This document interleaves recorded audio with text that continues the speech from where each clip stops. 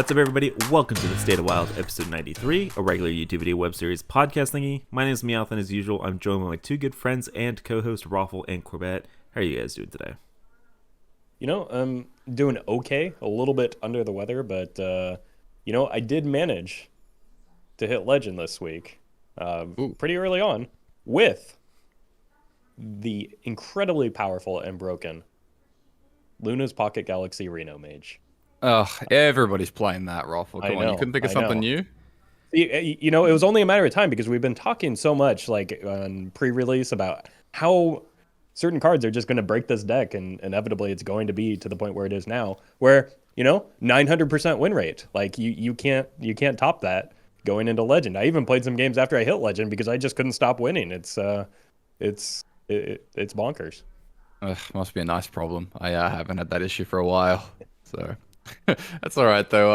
I have not been playing a ton of Hearthstone. I've been away over the weekend, and so I'm just playing catch up. This feels like the second time this happened, where I've come into the show ready to talk about Wild Hearthstone, but I'm still kind of figuring out what's actually going on in Wild Hearthstone. But ready to talk about everything going on with you guys, and get right into it.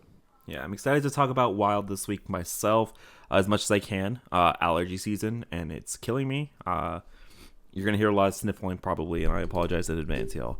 But let's hop into it. So before we hop into kind of the Wild discussion, let's talk about some news. So first of all, we've got a big balance patch coming Tuesday. So this is a BG's balance patch, not a constructed balance patch. I probably shouldn't be calling it a balance patch in those sense of the words, but it's a content patch. It's a content patch. It's a new expansion for BG's. That's kind of the pacing that it goes. In between the expansion and the mini set is typically a big Battlegrounds patch that includes, a new feature or tribal of minion type. Yep. So Nagas are coming to BG's, and don't worry, this is not going to become a BG's episode all of a sudden. Don't worry about that. The big thing here is, first of all, no balance patch for constructed, right? So I know a lot of standard players are a little bit sad about that. We won't dive too deep into that, other than if you still haven't gotten your 1,000 Demon Hunter wins, now is probably the best time to hop over to Standard and get some of that done. So can we dive into it? I mean, it was so funny because the tweet leaked a little bit early about the patch, and it was like, oh, a whole bunch of stuff is coming to Battlegrounds. We have some new features and other things, and everyone was like, ooh, other things. That means they're nerfing Drekthar, right? Like that has to be a balance change. It's like, no, that's not what's happening. You gotta suffer for 2 more weeks at least. Yeah. It's interesting too, being a Wild player and looking at this on the other side of things too, because I feel like Wild's honestly in a pretty good place right now. I'm enjoying myself thoroughly. There's a lot of variety. There's reasonable balance between classes. Why would we need balance changes? We're fine. Like, just keep it going. Drekthar's no problem. I just played Drekthar and Silence Priest. It was okay. Like, what do we need to nerf this card for? We have Call to Arms in this format. What's wrong with you? So, it's nice to be on this side of things where, I'm actually thoroughly enjoying the format for probably the most since Forged in the Barrens, or the Wailing Caverns mini set in particular. And I definitely feel for people that play Standard because our format has been there, and I'm joking. I'm not actually of the mind that things shouldn't change, but it's a little bit different from this side of the fence, I guess. They were definitely stuck where they weren't going to be able to do anything except a number change, and that's kind of very complicated for a card like Drekthar and stuff like that. So it'll probably go out in 2 weeks, but man, Standard it looks awful, I'll be real. So, at least we are hanging on the good side over here, I think. Yeah. I'm not going to say that Wild is perfect, and we'll hop into that a little bit, but I will say it is much better off than Standard, where it is literally Demon Hunter, and I think Control Warrior is the only way to counter Demon Hunter, and that's kind of your entire format right now. So like I said, if you're trying to still get your 1,000 wins on Demon Hunter for that sweet, sweet hero portrait, now is probably the best time to just go over there, get your 12 win achievement out of the way. 12 wins in a row. If you're starting at Bronze 10, get that free beautiful Demon Hunter skin. So that being said, there's also some quality of life updates unrelated to cards or card balance that are coming tomorrow as well, including random card backs. So you get to actually pre-select like your favorite, your 5 or 6 favorite card backs, and your random card back option will then rotate between those, which is pretty sweet. But kind of the big one, upgrade to golden feature is here, and I know this does not affect Corb because Corb is like the one weirdo that hates golden cards. But for all of you guys that do like golden cards, they have now implemented this upgrade to golden feature, and I think the big news here is that it also becomes much, much cheaper to actually upgrade your cards to golden. So I think the example was if you had a normal legendary, you wanted to upgrade it to a golden, it was going to cost you about 2,800 dust. In the new system, it'll cost you about, I think, 1,600 or something like that. I think it's just the difference. Yeah, that was the math that I was getting on Twitter. So I'm believing Twitter math, which may be the downfall of me. But yeah, I mean, that's pretty high. For me, I know I'm in the 1% of people that like golden cards. I own a lot of them. I'm excited to hear this news. Yeah, I think it's a good change simply because it's something that like the community has been asking for a while. Just because like it does feel bad if you already have a legendary or any card to craft it in gold and then only get the disenchant value. I guess the bummer is that like how many, yeah, it's player friendly, but how many players does this actually affect, right? Because like your typical player isn't the player that's going to be crafting or upgrading the card into golden. They're just trying to craft a deck and trying to fill out the cards in their deck. So like it doesn't really solve the problem for most of the players. It just kind of makes the whales happy, and the whales are gonna keep the the gold flowing or the actual money flowing for regardless of whether this is implemented or not, right? So like yeah, I'm happy. I'll probably take advantage of this, even though I'm not like a turbo whale myself. Like I do have an abundance of dust, so maybe I'll make use of it. But there was a substantial portion of like the very highly engaged audience that did want this implemented. So I'm not gonna be too upset about that. But it doesn't affect that many players in my mind. Yeah, I mean, it is interesting, though, that they're going out of their way to make a change that does only affect, like, the top 1% of the top 1% of consumers a lot of the time. Like, I can't really think of anything like that where they've made sort of a quality of life change for such a sort of largely sort of small subset of the player base. I don't know. Nothing else really jumps to mind.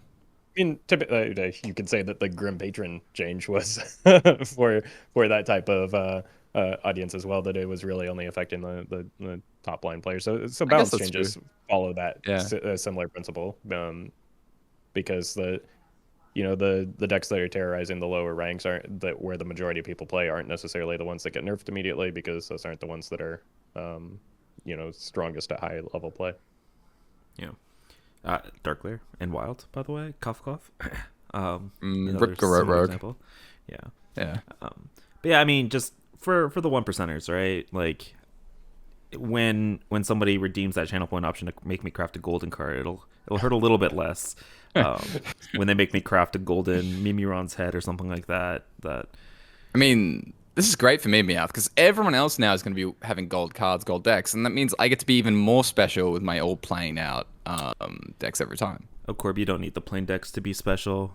Come on. That's a compliment. That's a compliment. You're special in everybody's hearts. Come on. Thank you. All right. So let's move on to Ixar had a Q&A last week as well, so we can kind of touch on a few of the highlights related to Wild that he touched on there before we hop into some Wild decks and talking about that. And so just a warning to everybody, these are tweets that are very similar to the Matt London tweets or leaks or comments that he made on the previous Q&A about 2 weeks ago. It's not a ton of new content, but kind of just a little bit of official confirmation that these are kind of in the pipeline and something to maybe look forward to. So the first one here is from 6J, a prominent person in the Wild community. So this question wasn't really answered in previous AMAs, so if this isn't the place for it, let me know. But I'd be eager to hear more about the design process for Wild-focused cards. For example, stuff like Grizzle Wizard or Injured Marauder. So Ixar replied, "We rarely design cards ever for Wild. Sometimes they're concepts that we know will be more interesting in Wild than they are in Standard, but we don't address problems in Wild through new card design. Yet." and we even got the evil raccoon, rubbing his hands together. So it does kind of seem like in the pipeline are these designed for Wild cards that are going to come out in some form or manner. And so this is kind of like just another confirmation of that. So I just kind of bring it up. Have y'all's feelings changed about Wild specific cards being released? No.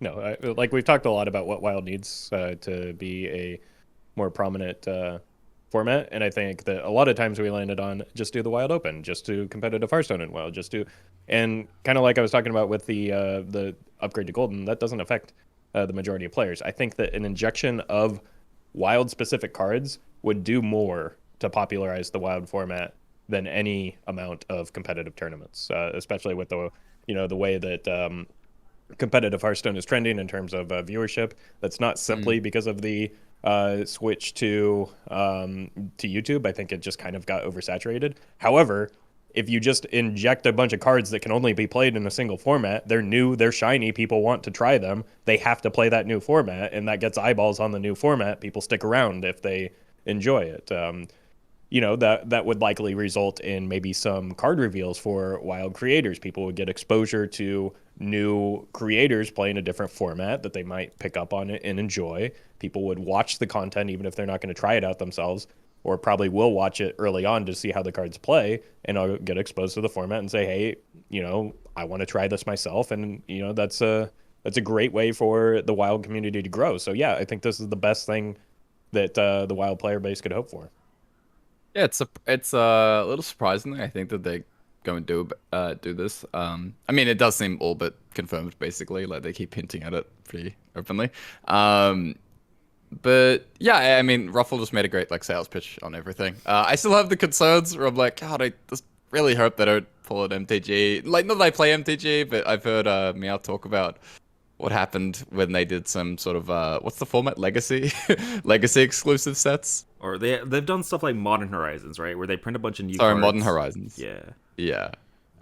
So the power creep concern is kind of real, but I'm sure if they hit it right, then it could be a huge success. And like Ruffle said, definitely seems like the biggest possible incentive that they could really put out there to try and get people over and playing Wild, which is honestly a little bit surprising. I think that they would even try and push something and actually allocate a lot of resources to push that kind of thing. I agree too, because that's something that hasn't been demonstrated in the past. And in terms of the power creep thing, I might be eating these words, in the future once this comes down, if it ever does release like it appears it's going to. Could it really be that much worse than the past 2 years of Hearthstone in terms of the power creep? Never ask it. Yeah, don't put it out there in the world like that. Nobody clip that. Let's go ahead and cut that. Actually, cut that. Yeah, I mean, like I said the last time we brought this up, though, I would love it, and you made an even better sales pitch than you did 2 weeks ago, so now I'm even more on board, Roffle. But like I said, I have my hesitations about. So to get a little bit of off topic here, I was actually talking to my friends that play Magic about this.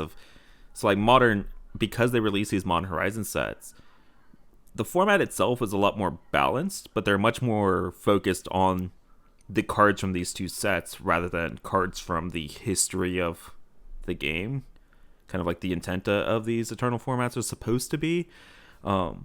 And so I'm a little bit wary of that, but goddamn, Roffle's sale pitch got me, dude. I'm down for new stuff, all the good things that come with it. And like I said, I trust the Hearthstone team a hell of a lot more than I do the Magic design team, and they'll come in and they'll make changes, right, if they need to. So, I mean, compared to 2 weeks ago, I'm even more on board than when I was. And again, that's how many decks are built around cards released in the past 2 years already, right? We had that problem with quest lines. So I definitely understand the problem, but we've had phases where we lived that problem as it is. So why not give us more possibilities to live that reality, right? I just like having options. That's why I play the Wild format. So if you're introducing new cards that are maybe allowing other archetypes to catch up to decks that have gotten support over the past 2 years, then theoretically you have more options. Like, things are never going to be perfectly balanced, and that's part of what the wild format is anyway, is playing broken things. So Meowth, I thought you were all about just more decks and more classes having more broken things. Yeah, I'm just worried about the broken thing being all the same. Like, that's I don't want to talk about too much of Magic on a Hearthstone podcast, but a lot of the decks in Modern really revolve around like a set of like 10 or 15 cards right now, where like it's just wrong for you to be playing a deck if you're trying to be competitive that doesn't include those 10 or 15 cards, right? And I'm just a little bit hesitant of like if they push something so much, but I don't know. We'll see. Yeah. Fortunately, I guess the last thing I'll say about this is the Hearthstone being digital, they have levers that they can pull to adjust that if need be. Yeah. That paper Magic doesn't, and they've already shown a willingness to make changes, if albeit a little bit slower than some of us would like. It still happens. So yeah, that's kind of exactly my point, right? They will come in and balance things if things tend to be not balanced or not to their liking, which is why, like, I much more than I was 2 weeks ago, I am down for this. Let's do wild specific cards. Mm-hmm. I'm ready for it. I'm excited. And sort of related to that, I don't know if you guys saw the Matt London tweet. Roffle, you probably would enjoy this. Matt tweeted out a question of the day. What effect would this card have on Hearthstone? A 1-mana spell that says, look at your opponent's hand, choose a card from it, and then they discard that card. So, yeah. Cor's eyes just got really big. I saw that tweet, and as a former mono black degenerate, I was drooling over it. Obviously, that would not be a 1-mana effect in Hearthstone, and certainly would need some restrictions involved. Also, people would hate it, so it would probably never get printed because people would be miserable. But I would. That's the only card I would ever play. I mean, as Corb, as somebody who's never played Magic, how are you feeling about this card? How busted does it sound? I need to reread the tweet. You said 1-mana spell, look at the hand, discard? Is that what you just said? Look at your opponent's hand, choose a card from it, and they discard that card. Well, that seems like, I don't like any of that. Like, that's so. What if it specifies though that it's a non-land card? Yeah, that would make a huge difference. Absolutely, I know what those words mean. No, yeah, I don't like cards. I mean, if you change it like that, I don't like. Wait, cards. hold on. Just clipping. I don't like cards. Yeah, no, yeah. I don't like cards that are completely neuter decks.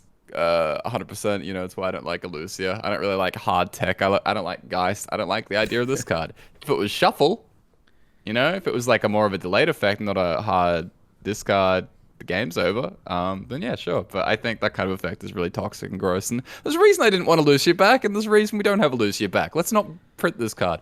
I need to go look at the replies on this, though. I hadn't seen this tweet before. Oh, there's 123 of them. You'll have fun. Yeah, I think it was intended to be like a bit of a troll post. I don't think it's meant to be taken seriously. But in reality, I think that something like more like an Inquisition of Kozilek, where you're actually looking at a reduced mana cost, so that you're maybe 3 or less, 4 or less, something like that. So really all it's doing is an early game disruption to your opponent's curve. I think that could actually be legitimately interesting. Maybe you have the possibility to hit like a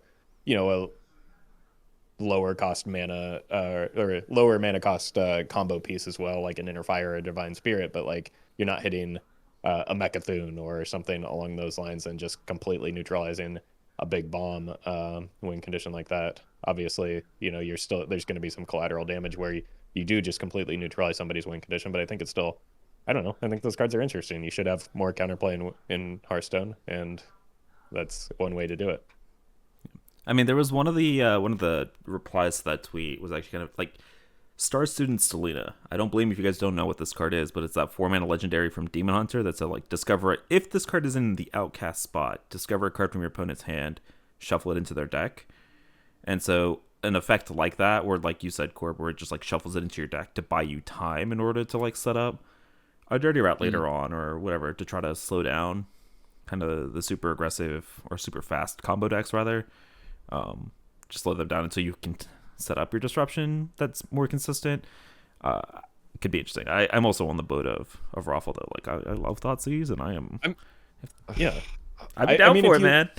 If you look at Stelina though, like that, it is a 1 mana effect, right? She has 3 mana's worth of stats. It's conditional. The problem with Stelina though is because of the Discover, it's so for not just even the conditional nature of it makes it unreliable, but the fact that it's Discover when combo decks tend to hold a lot of cards means it's unreliable and not necessarily going to even be a hit on the piece that you need.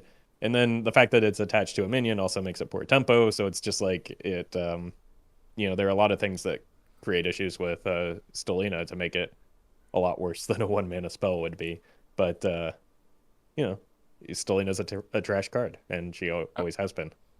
I'm just picturing like playing as a quest mage, and you just rip this card on 1, and then you just discard the opponent's quest, and it's just like, oh, well, that was a game of Hearthstone. Yeah, cool, disruption. We got counterplay. Let's go. Yeah. We'll talk about quest mage. Maybe that's perfectly fine. They should have chosen not to be on the coin. Obviously, yes. Skill issue, Big right? Skill diff. Yeah. Okay. Related to this, let's move on to our next question. So David Quick asked the question, I heard a rumor that a rotating format may be in the works. If something like that were pursued, how many expansions would be included per cycle, and how often would the format rotate? So kind of building off the idea of Classic being turned into this rotating constructed format. And Ixar kind of confirms that as well. So he replies, there's a lot of ideas being mulled here. We've been talking lately about a Classic through Mean Streets of Gadgetzan format. So essentially the wild mode when Mean Streets of Gadgetzan was out. So we might create some new straight to wild cards just for whatever format we make as well. This idea is far from finalized though. So again, just another soft confirmation of things that we have talked about in the past. So maybe we spent a little bit of less time here than we did on the new cards. But just kind of it seems like a little bit less confirmed than straight to wild cards, but it does sound like the rotating format is something that they've been talking about pretty seriously over there at Blizzard. Yeah, the one thing I just want to add to this is that, like, I'm a little confused by that the combining of these two things. Like, a rotating format would be like so that you could relive the Mean Streets of Gadgetzan days, right? Mm-hmm. But then on top of that, they're talking about injecting wild cards for that new rotating format, but then it like loses the nostalgia because you're no longer. So I don't know. I feel like it's confusing to me that those are being thrown together. But maybe it's a way to get people, rather than having to play all of Wild, to be able to play the new format, and that's a smaller ask, I guess. But like, who really realistically still has their Mean Streets of Gadgetzan cards that aren't playing Wild right now? So it's like, I don't know. I don't see how these two things are related like they are in the tweet. Maybe I'm just misreading it. Yeah, I'm also confused, to be honest. I feel like they're either two different ideas. Basically, just talk about the Classic straight to SOG, and then they're like, oh, and by the way, we might also do cards if we do something else. But I'm also just confused why we're talking about Classic in the first place. I don't know. I don't know what's going on there. I think that they've talked about updating Classic for quite a long time because, I mean, Classic is not popular. It's dead. Right? Yeah. I don't. I know. I know you don't want to call it dead. I don't like saying that because people do enjoy it. Like from standard players' perspective, Wild is dead. From Legends of Runeterra players, Hearthstone is dead. Like it's obnoxious. Like, but yeah, I mean, it's not nearly as popular as people predicted to be. It was supposed to be the Wild killer, right? And it didn't really catch on. So I think that they're looking. That's kind of, rather than introducing yet another new game mode, which I think, in a following thread, something that like Dean alluded to was that like there are already a lot of ways to play Hearthstone. Adding more ways to play Hearthstone doesn't really add too much. So like if they're going to add new ways to play, you're probably going to lose something. And Classic is kind of an easy one to lose right now because it's not terribly popular. So I think that it would go basically the Classic through Mean Streets of Gadgetzan would replace Classic entirely as a format, and then they would expand upon that over time, I think, is the idea. But that still doesn't explain the injecting new cards into that format, because like maybe they think that they, after how fast Classic fell off, maybe they think that in order to get some appeal for this game mode, they need to like inject some new cards to get people to try it out. I don't know. That's the only thing I can think of. Yeah, old meta with a twist, basically, just like sprinkle in some new ideas on what went wrong maybe with Gadget 10 and like sort of adjust it and I don't know, buff some other classes. I don't know exactly what your thinking would be. Yeah, give Jade Rogue finally an additional card so that they can Uh-huh. actually have the same number of Jade cards as other decks. Yeah. So one of the funniest, balance things that we ever found out about, the incredible fear that the dev team had of Jade Rogue, and then, it's just funny how everything panned out. Just saying that is just weird. Just Yeah. yeah. I don't know. I think I am just very excited to see not only these new cards that we know are totally coming, right, 100% confirmed, but also Roffle won't say it. Why? Classic is dead, okay? And so while people might still play it, I'm excited to see what they'll do to the format, right? I was cracking up at Ruffle. It's like, no, that's not dead, but yeah, it's not quite as popular as some of hope. I don't know. I think the devs even have admitted that, like, Yeah, in the XR it's AMA, not he said, like, popular. after the first 2 weeks, the play rate dropped off very significantly. Yeah.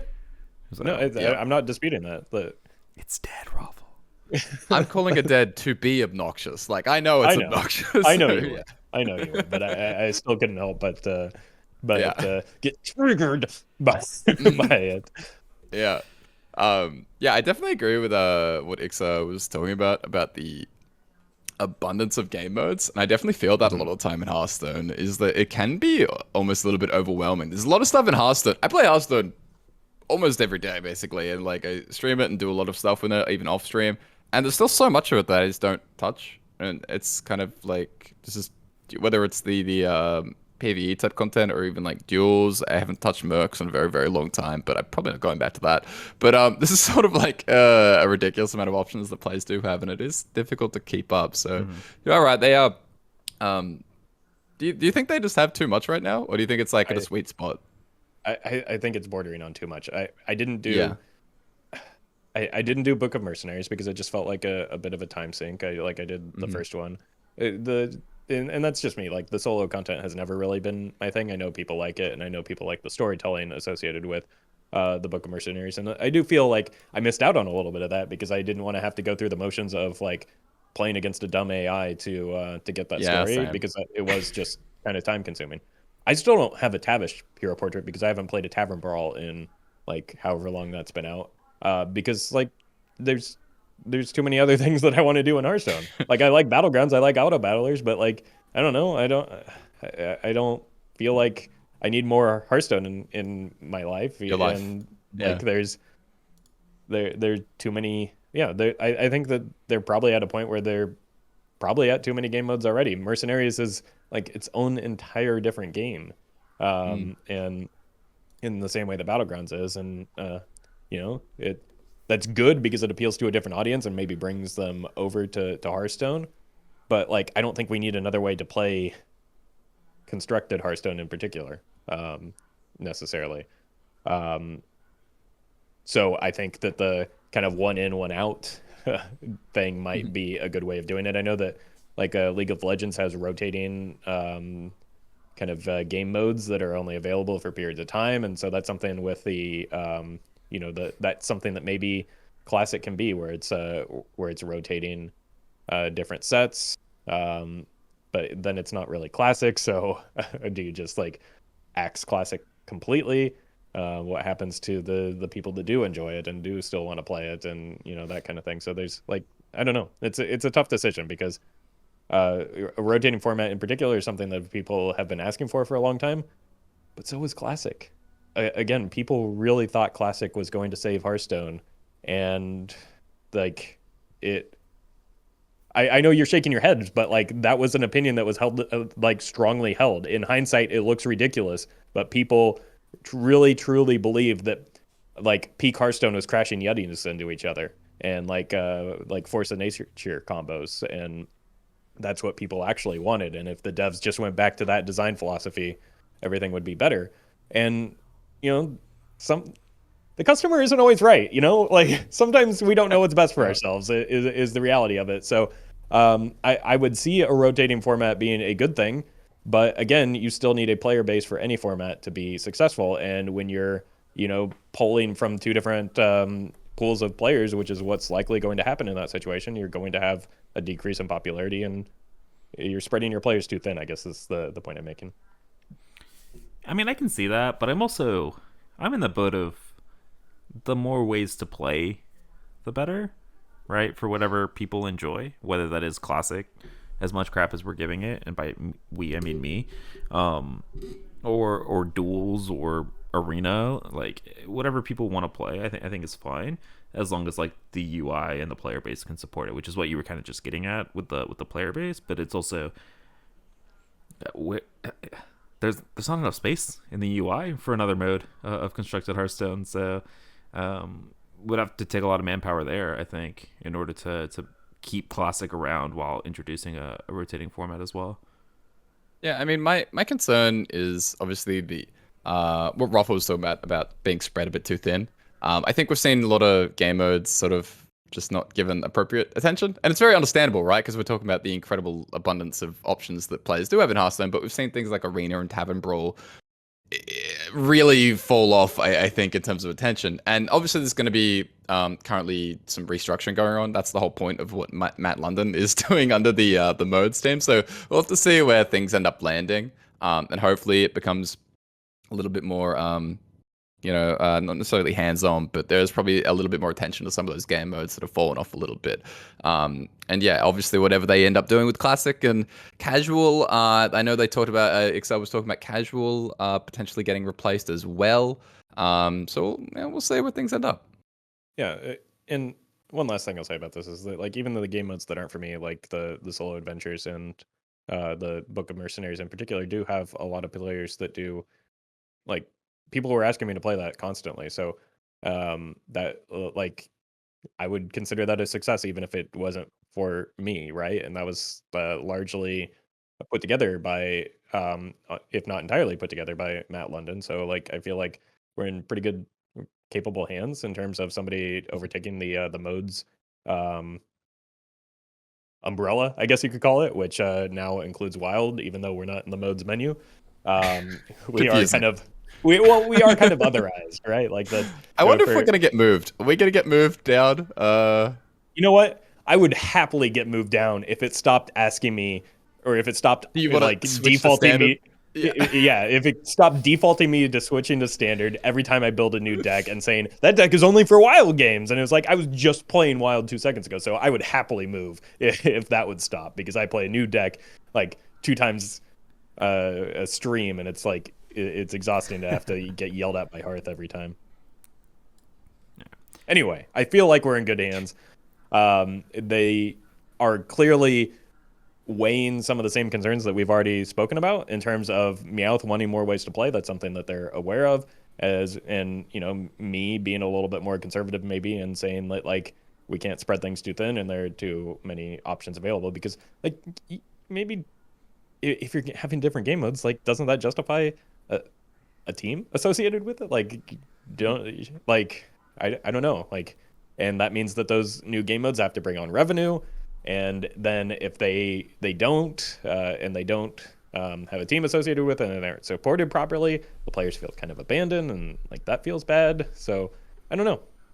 Yeah, the eternal struggle. We'll see what happens. I mean, we've been talking a lot about these tweets in the past like 3 weeks. I don't think we're gonna see anything acted upon for a very long while. Maybe like very end of this year would probably be like the earliest that I would expect something, if not like next year when we see the roadmap for the 2023 Hearthstone year include something about these modes. No, I think those are important expectations to set because it's clear they have a desire to introduce some new cards, but like even reading Dean's tweet, it's clear that they're not set in terms of what they want to do, and it takes time to not only develop cards but test them and like actually be able to implement things if they're introducing new mechanics or anything like that. So it's like, yeah, we're a ways out. They're working on cards for probably next year already, right? Or close to the end of this year. So to expect the wild injection to be on that same or on a shorter time frame is a little bit unrealistic. All right. Speaking of, I think it's time we actually dive into some wild for today's episode. So I know this. I'm not gonna lie to you. We spent a lot longer on this than I thought we were going to, but I think it was really good discussions. And so hopefully we can carry on into discussing some of these decks that I want to talk about this week. So last week we kind of talked about first impressions of the Voyage to the Sunken City wild metagame. And so today I want to spend a little bit more time on a few of these select decks, just because these are the decks that are kind of receiving a lot of reaction from the community, in terms of, oh, I hate playing against this, versus like, oh, this deck seems like really strong and one of the better decks in the format. And so last week we spent a lot of time on stuff like Mech Mage, Mech Paladin, Pirate Rogue. And so I want to start today talking a little bit about, let's start with some Druid. And so I know when we got these balance changes, we saw Kazakhstan and Miracle Growth both get hit, and we kind of questioned, would slow Druids survive without Kazakhstan? Were these slower decks or versions of Druid going to still be good enough? And it seems kind of like week 2 consensus. The answer is very resoundingly yes, including Kazakhstan itself. I think I've seen a lot of Dragon Druids primarily running the same list plus 2 Emerald Explorers. So this is a 6-mana 4/8 taunt that discovers a dragon, and they seem to be having a lot of success. But the slower Druids, they encapsulate Celestial Alignment with either a Togwaggle or a Mechathune win con. Linecracker Druid is back. Slow Druid archetype still exists. I don't know if you guys have played it a bunch, but how are you guys feeling about Druid? I think the only Druid I've played since the nerfs has been a Reno Druid, which not really the comparable to any of these. Looking at some of the stats though, I feel like Dragon and Cthulhu are both kind of underperforming a little bit where they were prior to it. It's you can get the Kazakhstan online. It's not terribly difficult with the Emerald Discover effect, but like the problem remains the benefit to Kazakhstan over something like a Cthulhu was that you get it online almost immediately and you just find your win condition and go. You retain some card draw and you can really churn through your deck, especially when you're at 10 plus mana after a guff, but you can essentially just slam it on curve and end the game quickly, which is what you need in the current format. And like having to play 25 mana plus worth of dragons in order to get the Cthulhu or the Kazakhstan online, just like that's time consuming even for a Druid, because those aren't things that you can cheat out. You have to play them from hand.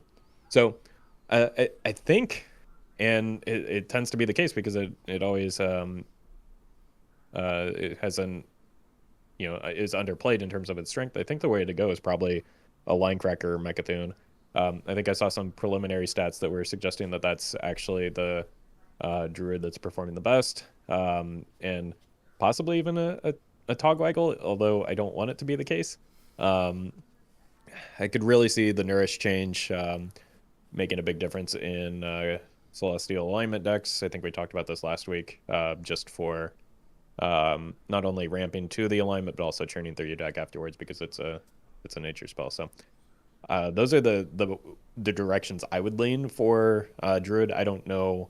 I haven't played enough of either to make a call on what's better, but that would be my my guess in terms of where to take Druid. Yeah, Druid is probably one of the big things that I'll be trying over the next few days. It's like one of the things that I'm kind of interested in trying to figure out, just because of mostly just for like THL, just the league stuff. I want to figure out what to do with this class. I think that Kazakhstan is holding up pretty well with the Emerald Explorer change, which isn't kind of what I expected. I think it's doing a little bit better than I was anticipating. Just whether I don't know, Druid is just such a messy situation right now that there's still like a lot of question marks and things like that, which would have been nice to sort of have solved by now. But it definitely seems like the Kazakhstan build with Emerald Explorer, from what I'm seeing, does seem solid. The alignment decks also seem to be doing all right as well, depending on just how, like, there's a lot of differences in builds with alignment. It's very all over the place. A lot of the more prominent alignment players really pushing these cutting Oaken summons lists, and they're running like Pride Seeker, and it's just really bad. Like, I think this is not something that you want to be doing, you know, despite the, you know, sometimes when you one trick decks, I think, for a long time, you end up making stranger and stranger card choices. I've talked about this before, but I think like you start looking for reasons to experiment and change things because you just don't want to do the conventional thing that everyone else is doing. But yeah, don't cut Oaken Summons. Oaken Summons is kind of good.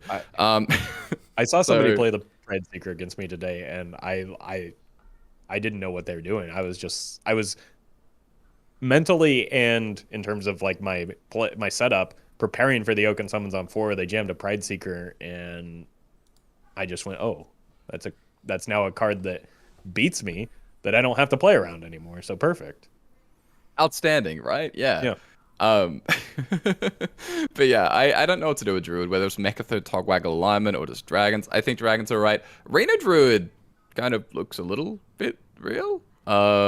Like, not that bad. I think it's probably a little bit below Reno Paladin, but in terms of like random jank pile that somehow works, it's kind of looking similar to Reno Paladin where that was not too long ago. So that's kind of something to keep an eye on as well, I think, in terms of slower Druid archetypes. Yeah. Well, I think that those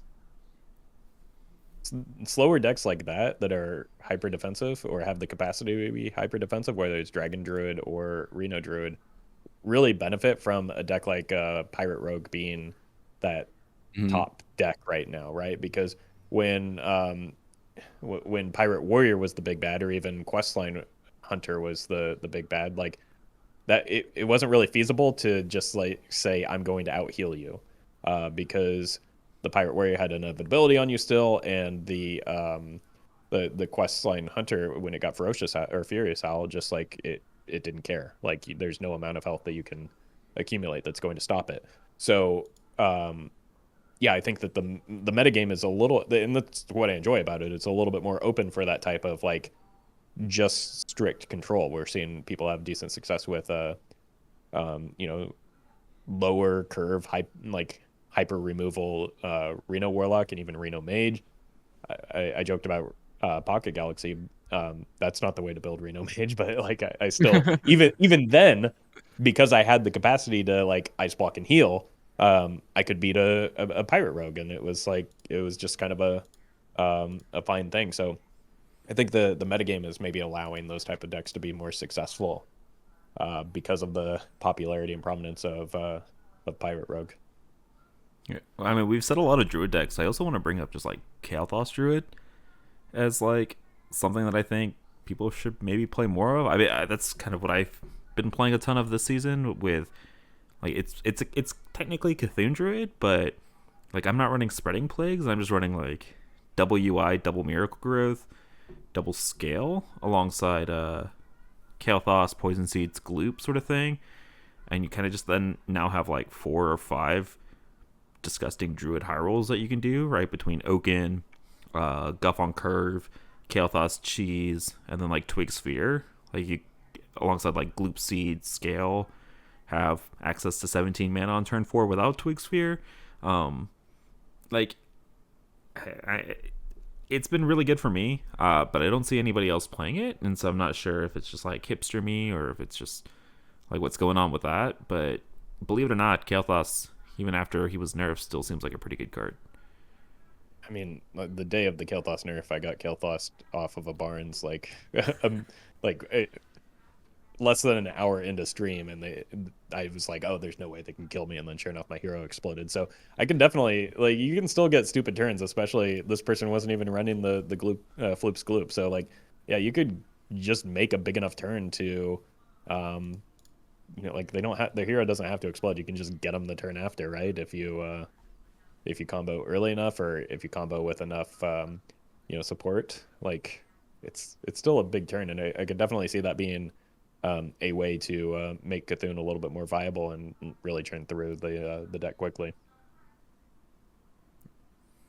All right, so let's move on to the next deck here that I think has kind of really risen in popularity, because it's good enough into Rogue, and it also like counters a lot of the Druids that you're seeing on ladder. So we're talking about some Quest Shaman here, or Drekthar Shaman, or Frog Shaman. So basically, the expansion dropped, and people are experimenting with bioluminescence in their decks, and as a result, have kind of shoved back in the quest. And so with that, you're able to drop a lot of the burn that a lot of people deem unnecessary. I don't know how true that is, but you get to drop stuff like Lava Burst. You get to drop stuff like, what is the name of that? Serpent Shrine Portal, I believe is the name. You get to like drop Torrents. And now you're running a little bit more defensive early game spells that help against Rogue. And you don't have to worry about not having enough damage, because you get to go like play Brucon, play double, the 1 mana spell that summons 2 1/1s with Rush. I don't know, Violent Burst. Voltaic Burst. Voltaic. I wanted to call it Violent Burst, but that wasn't right.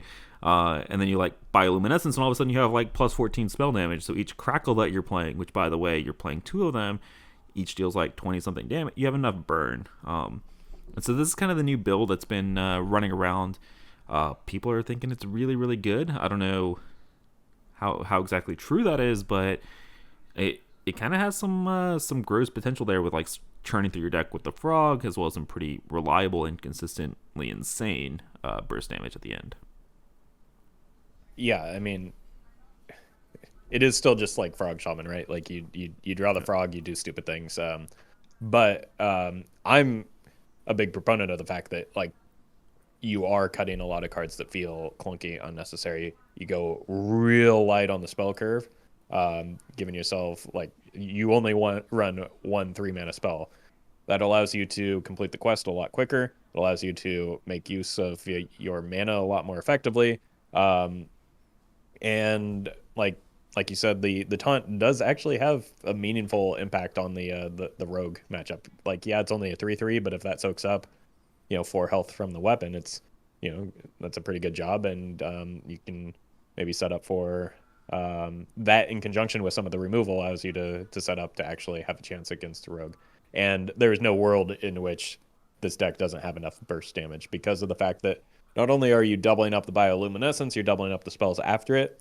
So you just huck a bunch of spells at your opponent's face, and like even a card like Overdraft, the second time you play it with Brucan is typically, nothing, because you've already unlocked your mana crystals, but it's hitting for 14 because the second time because because of the 14 spell damage you have on the board. So like, I think it's the way to build it, just because of the extra draw that it has. You can really squeeze in a lot of the low cost spells that are kind of like, do I run this or is it a cut? Like Wind Chill is actually really helpful in that list, and gets you through your deck a little bit quicker and helps you find the frog. So then in addition to that, because you're not as reliant on Overdraft for like your finishing burst, you can use that a lot more effectively to unlock your mana crystals, giving you the ability to be more defensive in the early game as well. So I think it's just the way to build the deck right now.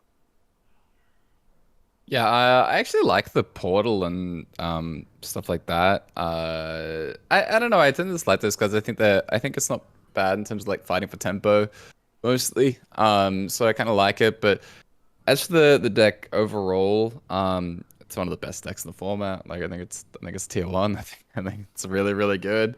It's kind of reminded me a little bit of like Inner Fire or Beast Druid or even Mechthon Warlock initially, where it kind of snuck up on people, and it'll eventually probably propagate. But right now it's very under the radar. But it's absolutely one of the best decks I think in the format, and something that people are definitely picking up a bit more.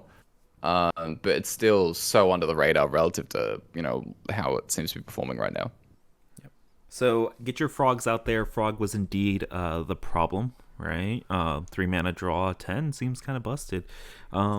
Speaking of sneaking up on people, should we talk about Quest Mage and the reaction that people are having in Legend to this deck? Because it seems like it's getting a lot of steam. People are flocking towards the deck, and it turns out that it's performing pretty damn well. I know we were talking last episode about, oh, I mean, this deck's really fun, but it's kind of toxic, but it's like not very good. We like think it's like tier 3, tier 4. I mean, just buying ourselves a little bit towards like THL stats, the competitive, wild league. I know that takes bans into account and everything like that, but it held almost like a 70% win rate over there. People are playing it all over, at least on NA High Legend ladder. Corb, you're making a face at me. I don't know if it's a good or a bad face. Oh, I don't really think it's that good. So Oh, well. yeah, I'm not really sold on the whole quest mage. My opinion hasn't really changed from where it was last week.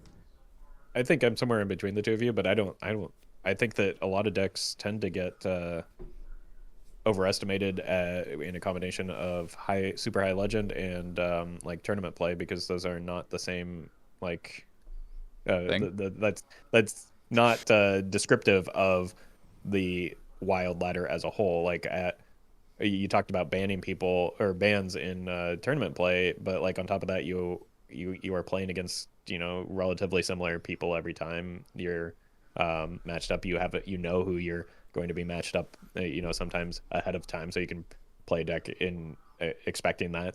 And then on top of that, like high legend, you're queuing into the same like 3 to 5 people for hours on end every day, so you can again predict what decks are going to be played. You don't see a lot of hyper aggro, and like people come to the conclusion that Pillager Rogue is the best deck in the format as a result of that kind of thing. So like I don't think that super high legend is necessarily indicative of the ladder as a whole. It's not a skill issue. It's just it's a sampling issue. Yeah, I mean, I don't disagree with you. I'm just, I brought it up as people are playing this, and it's becoming more popular, and people are talking about like how toxic it is to play against. Yeah, I think that's where I was going towards. It's absolutely toxic. So is Pillager Rogue. But that doesn't I feel like it has to hit a certain level of power or popularity before it actually starts becoming a legitimate problem. Like, I don't know, isn't Questline Hunter just going to melt this deck? But like just flare and kill you before you even get your extra turns going. If people start playing aggro rogue at higher legend, are you able to get your ice blocks down in time to prevent you from dying? Like, I would be more curious to see some of the deck's actual matchup spread before I start showing any alarm. But I think it's certainly a deck to keep an eye on, because if it does end up being as good as people think it is, I think, well, again, like Pillager Rogue, it's one that's not fun for the opponent at all. So. Yeah, I think it's a similar, like Roffle was saying, to sort of Pillager. I think that given the play pattern, even if it's a little bit better than that, that's pretty rough. Like, it's gonna be a pretty miserable experience. Like, I don't think the deck is that bad. I'm probably I felt similar or mostly the same as last week. I guess I basically see it as something that will probably land in tier 3, like high tier 4, like that kind of range. Like, I don't really see it being one of the premier decks of the format. I think the mech decks, rogue decks, a lot of the warlock decks, even warlock, Mechathune warlock, the Shaman that I was talking about earlier. Like, I think a lot of these decks are going to be better than Quest Mage. But in terms of the inevitable, like, combo that is uninteractive and you can't get over it, like, that's the big thing, right? Like, you can't ever outlast Quest Mage, because Quest Mage has this very, very defined cap. And there's always decks like this in Wild, right? There's like certain decks that you just can't get over, and that was Ignite Mage. That was Odd Questline Hunter. That's just sort of the role they fulfill in the format. And those decks are obviously particularly grating for a lot of people because they just farm the absolute hell. Like, these are the types of decks that have 90-10 matchups when you queue up a slow Druid deck, and all of a sudden you just get beaten down for 10 turns in a row. And I think that these decks are typically a bit overrated, especially because they, when they have high rolls, like, sometimes the Quest Mage does complete quest by turn 4. And it's basically the same feeling of a Pillager Rogue killing you on turn 4. It's the exact same thing. But I think that because of the high rolls and because of the polarizing nature of the decks and that kind of thing, they do get overrated a little bit. I'm hoping that it doesn't get refined more.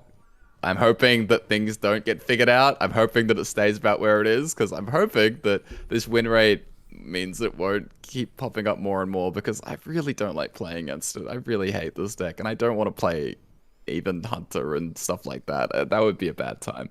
But we'll see. It's definitely dangerous, and I'd be interested in seeing where things land in a couple weeks. Yeah, I mean, the win rate is steadily increasing from when we talked last week, right? And so, I mean, when it was increasing from the win rate that it started at, not the most impressive thing. But if it keeps going up, like you said, maybe it is time to at least keep an eye on it. Maybe check it out, learn how to play it, how to play against it, just so that if it does actually become super popular, you at least like. I mean, play against it. You just something. you have to You don't play. I mean, yeah. you play against it by You just killing go them on turn face. 5 or 6, right? Like that's what you do. Right. I will say I think hopefully. it's been increasing in popularity because Shaman was increasing in popularity, and this deck has like 3 or 4 ice blocks, which has probably got something to do with it. But Yeah. that like Roffle was talking about, that might just be because like High Legend meta is weird, and for some reason aggro is never super popular at High Legend, and so it is what it is. But yeah, I mean, I don't know. I'm kind of in a weird boat here because like I enjoy playing the deck, but I also recognize that it's super toxic, so I don't really know how I'm supposed to feel about all this. I think if the deck remains at about where we thought it was last week, I think it's okay. If it gets too much stronger than that, I think that's cause for concern. I'm probably somewhere in between. I don't know. It's maybe rating it a little bit higher than Corb has it right now, but I don't think that it's I don't think it's a top tier deck. I think it's exceptionally unfun to play against for certain decks because you legitimately feel like you just queue into a mage, see the quest come down, and it's like, well, it's hopeless, right? It's You just so concede. miserable. Yeah, and like, yeah, there is very limited counterplay for it. You either kill them on turn 5, or you set up lethal and spike a Loatheb on turn 5, and it doesn't feel good. For me, it feels similar, but quite a bit worse than playing against Free Shaman, because like if you're playing a board-based, minion deck, if they start chaining the Snowfall Guardians, it's like they're taking extra turns anyway. So that's kind of reminiscent of the deck for me personally, because it does just feel like, kind of watching the opponent play the game for a few turns, and that feels bad. There's a little bit more counterplay against Free Shaman, I'll admit, but like it has very similar vibes where if you don't kill them by a certain point, you just get to watch the opponent play Hearthstone. It's like a beautiful hybrid of Ignite Mage and Free Shaman, and I think I just threw up a little bit thinking about that.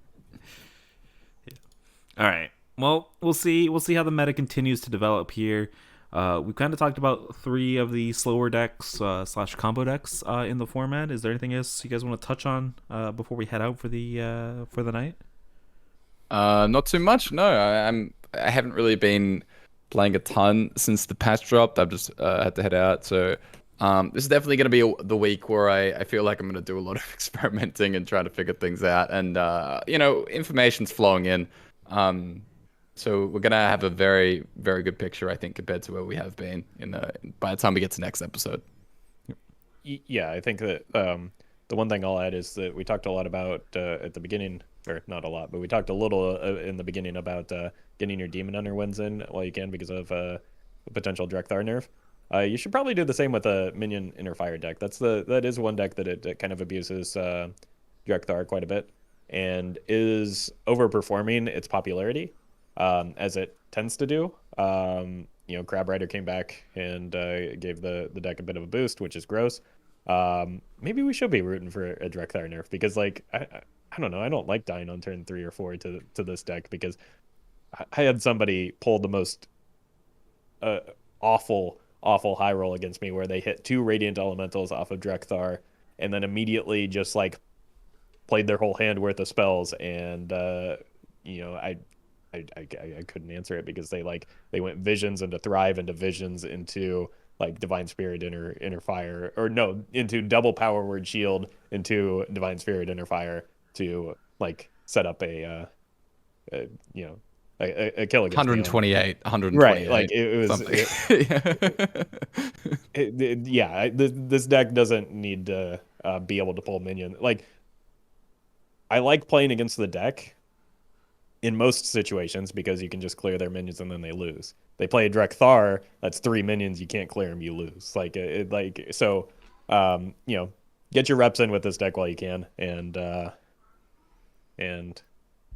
well, if you want to win games, then just don't queue into me. Maybe this is a topic for next week, but people asked me this question last time I streamed of like how do you feel about Drekthar in Wild? And Drekthar is kind of gross, right? Because of Call to Arms, but it's also like pushed a whole bunch of decks to be like viable for the first time ever in Wild with stuff like Secret Hunter. So like we'll dive into this next week because I already see the looks on both of y'all's faces, and I don't know if we have time for it this week, but we'll make sure we put a pin in it for next week. Might be another hot meow take here. Yeah. And but on that note, let's wrap this up. Yep. Yeah. All right, Corbin, Roffle, thanks for joining me week after week, even with my garbage takes. Let the people know where they can find you and your good takes. I wouldn't call all of them good, but you can find me at Twitch at Roffle and YouTube under the same name, and Twitter and Instagram at RoffleHS. And you can find my exclusively correct takes at Corbett on Twitch, and you can also find me at Corbettgames on YouTube and Twitter. Thank you very much for listening or watching. Yeah, and you can find me leaking my hot takes on Drekthar over at twitch.tv/getmeout, YouTube and Twitter at the same handle as well. Before we head out for the day, I do want to sell out another content creator who we all featured on a show of his. So for those of you guys that don't know who Jordan MG is, Jordan makes some pretty high quality, funny Hearthstone videos. And we were part of Hearthstone Jeopardy, the three of us competing against each other. It was a ton of fun, had a lot of laughs. Make sure you guys, we won't spoil anything, but make sure you guys go check out that episode. We'll drop a link to it down in the show notes. It was a lot of fun, is all I gotta say. No leaks, but make sure you guys check it out. And we will see you guys same time, same place next week. Take care.